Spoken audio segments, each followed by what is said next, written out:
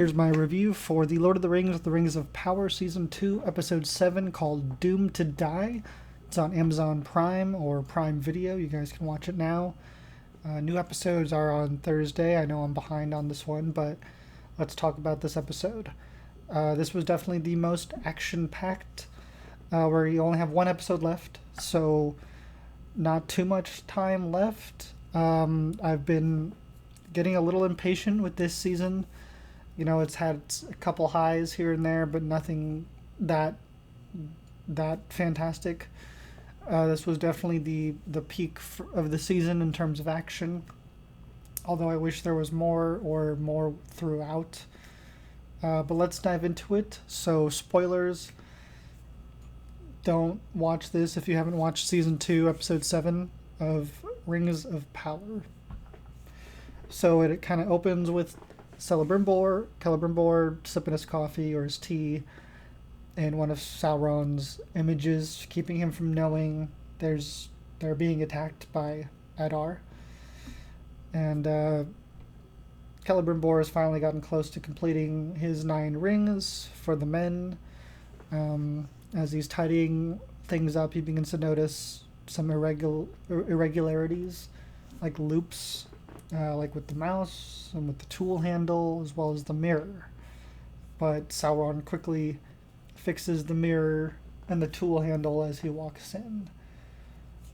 But I think this episode kind of helped me realize, like, I really do love the actor who plays Celebrimbor. I think he's gone through some of the most interesting acting challenges. Charles Edwards, I think, is his name. He's very good. I've been really enjoying his performance and seeing how he navigates through Sauron's tricks and lies, which he continues to do throughout the city of Eregion, telling them Celebrimbor is losing his mind and not to trust him as the battle rages on. He gains Merdania's trust, I think is her name, even kind of making her fall in love, perhaps. And then Adar's orcs begin attacking the mountain above the castle in hopes to collapse it. Dwarves begin to side with, been calling him Durin Jr. after getting sick of Durin Sr.'s obsession. Jr. meets with Elrond to form an alliance and help Eregion. And then it's kind of like cutting back and forth between the battle. The battering ram arrives. Sauron's getting more and more impatient with Celebrimbor and yells at him, makes him throw a rock through the window, and it shatters this fake image that Sauron has conjured, and Celebrimbor finally sees the battle, or the truth, and he realizes it's Sauron. And then Celebrimbor gets hit with an explosion as he's trying to leave, and finds Merdania and tries to explain what's going on, that it's Sauron, and he's bleeding black blood and stuff, but Sauron got to her first, so she's already under his spell, and Sauron shows that he's bleeding red because he can fucking change everything and anything. Elrond's forces arrive and they charge into battle, but are stopped because they are shown Galadriel is a prisoner. So another battle tease. They talk about how Elrond must give Adar the ring to defeat Sauron. Elrond refuses, and Adar says he will kill Galadriel. Elrond says goodbye to her, saying he'll meet Adar on the battlefield. He kisses Galadriel goodbye, and then Elrond tells his plan to one of his right-hand dudes as they're leaving the camp. And my only thoughts were like, dude, all the orcs can hear you. Like, you're telling him that the dwarves are coming, and he's talking so loud. And I also kind of had an issue of like, don't tell us, show us. Although I get that later with what happens, it makes more sense for telling us. But still, he was just talking amongst the orcs, and I was like, dude, You're giving away your plan. Durin Jr. rallies his dwarves as Durin Sr. goes off to dig where he should not. And Elrond continues to fight with the orcs. We see the orcs saying to Adar they thought he loved them. And because so many of them are dying. And we kind of get to see some more heart to the orcs, basically. And I forgot to mention earlier, Galadriel has snuck a little thing to help her escape. So she's escaping through the orc camp, but she witnesses like a funeral of some sort and kind of sees Adar paying his wishes to the dead. She ends up being followed, but she's saved by the elf Arondir, who really wants Adar. And then Celebrimbor hides the rings and breaks his finger to get out of his cuffs. Celebrimbor gets knocked over again by an explosion.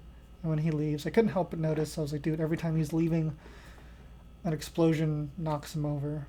And then, of course, when he wakes up, he's getting dragged out by the guards, and they're like, we're putting you right back where you escaped for the second or third time. But Galadriel comes to his rescue and saves him, basically, and he gives her the rings to take away.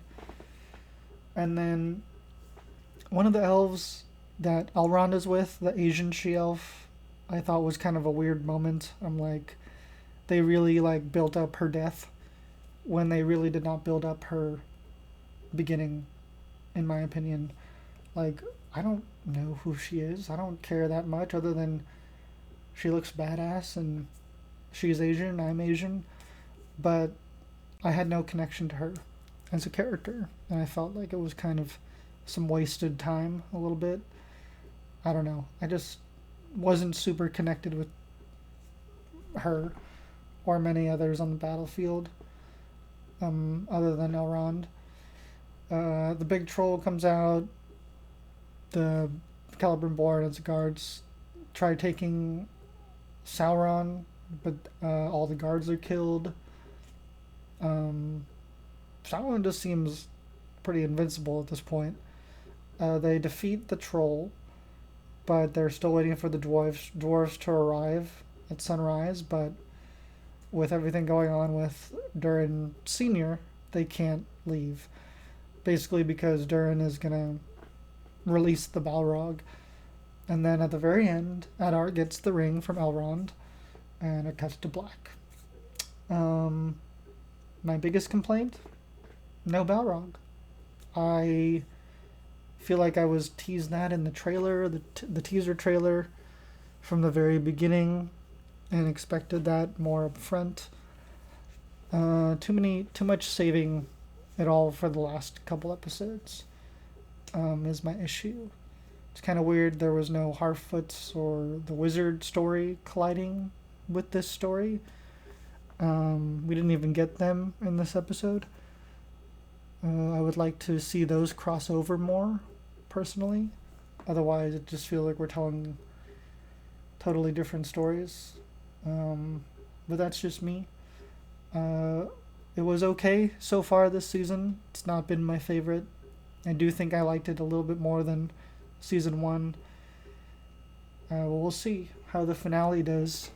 Let me know what you guys think down below. Are you guys excited for more seasons of this show? Will you guys be watching? Let me know. I'll be doing it next Thursday, which is actually tomorrow. I know, again, I'm behind. I'll try to catch up this time, but sorry, been busy. Thank you guys for watching. I hope you guys have a wonderful, wonderful day. Don't forget to like, comment, and subscribe.